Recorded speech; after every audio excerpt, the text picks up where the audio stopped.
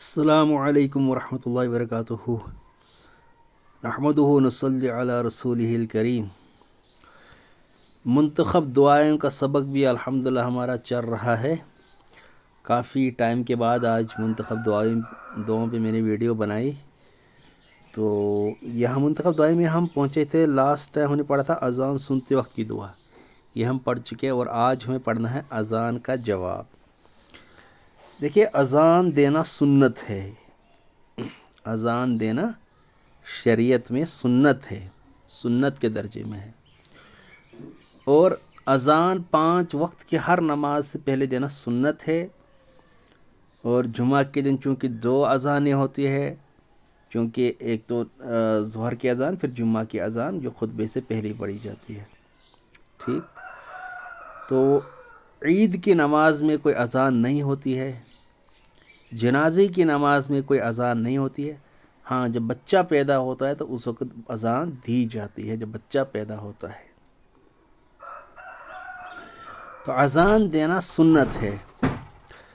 اذان کا جواب دیکھیں، ہم نے اذان جو ہے اذان سنے تو وہ 2 دعائیں ہم پڑھ چکے ہیں، اس سے پہلی ویڈیو میں ہم پڑھ چکے ہیں۔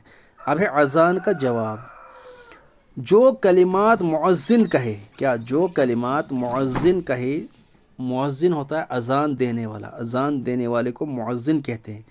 جو کلمات مؤذن کہے وہی اذان سننے والا بھی کہے، یعنی مؤذن کہے اللہ اکبر، تو اذان سننے والا بھی آہستہ الفاظ، زور زور سے نہیں، آہستہ الفاظ سے کہے اللہ اکبر۔ اسی طرح اذان سننے والا مؤذن کہے اشہد ان لا الہ الا اللہ، تو اذان سننے والا بھی کہے اشہد ان لا الہ الا اللہ، یعنی بعین انہی ورڈز کو، انہی الفاظ کو ریپیٹ کرنا ہے۔ البتہ جب مؤذن پہنچے حی علی الصلاۃ اور حی علی الفلاح، اس کے جواب میں اذان سننے والا کہیے الصلاۃ خیر، اس کے جواب میں اذان یا سننے والا کہے لا حول ولا قوت الا باللہ، یعنی حی علی الصلاۃ اور حی علی الفلاح کے جواب میں کہیے لا حول ولا قوت الا باللہ۔ اور فجر کی اذان میں چونکہ حی علی الفلاح کے بعد 2 مرتبہ یہ الفاظ پڑھے جاتے الصلاۃ خیر من النوم، صرف فجر کی اذان میں اور کسی اذان میں نہیں۔ الصلاۃ خیر من النوم جس کے معنی ہے نماز نیند سے بہتر ہے، تو اس کے جواب میں کہیے، اذان سننے والا اس کے جواب میں کہیے، یہ لفظ سننے کے جواب میں صدقت و بررت۔ پھر ہے اقامت کا جواب۔ اقامت ہوتا ہے جب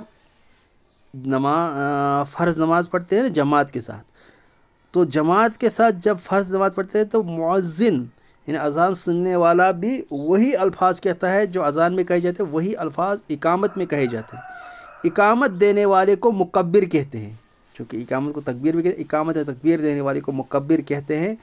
اور مکبر وہی ہوتا ہے جس نے اذان دی ہوتی ہے، یعنی جو مؤذن ہوتا ہے وہی مکبر بھی بنتا ہے۔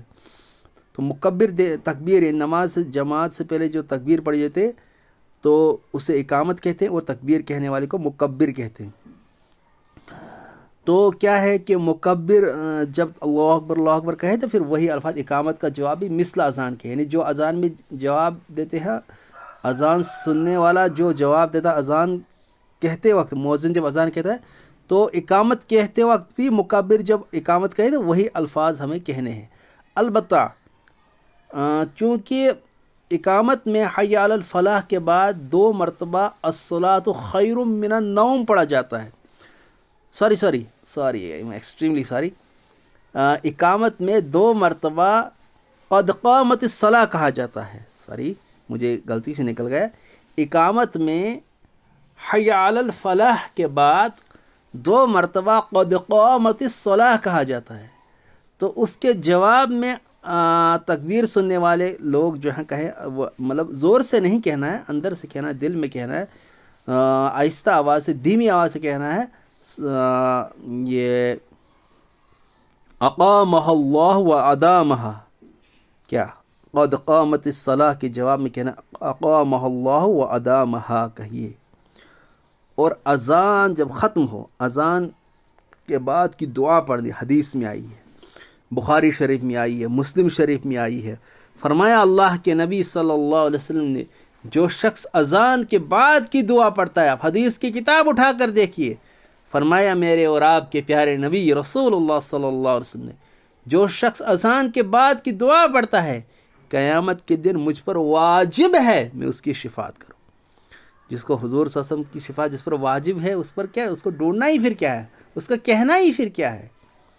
تو اذان کے بعد کی دعا پڑھیے، حدیث میں آئی ہے اللہم رب هذه الدعوة التامة والصلاة القائمة آت محمدا الوسيلة والفضيلة وابعثه مقاما محمودا الذي وعدته وارزقنا شفاعته يوم القيامة إنك لا تخلف الميعاد۔ یہ ہے اذان سننے کے بعد کی دعا، یہ ہم ہر اذان سننے کے بعد پڑھنی چاہیے، سوائے جب جمعہ کی اذان ہو، کیونکہ جمعہ میں دو اذان ہوتے ہیں، اذان دوم یعنی جب خطبے کی اذان ہو اس کے بعد اذان کی دعا نہیں پڑھنی ہے، ٹھیک۔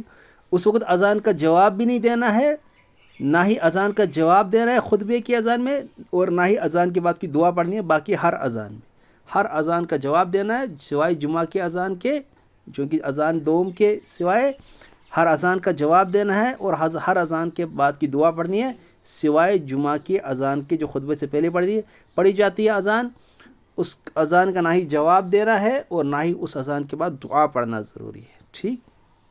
اللہ تعالی ہمیں کہنے سننے سے زیادہ عمل کرنے کی توفیق عطا فرمائے۔ السلام علیکم ورحمۃ اللہ وبرکاتہ۔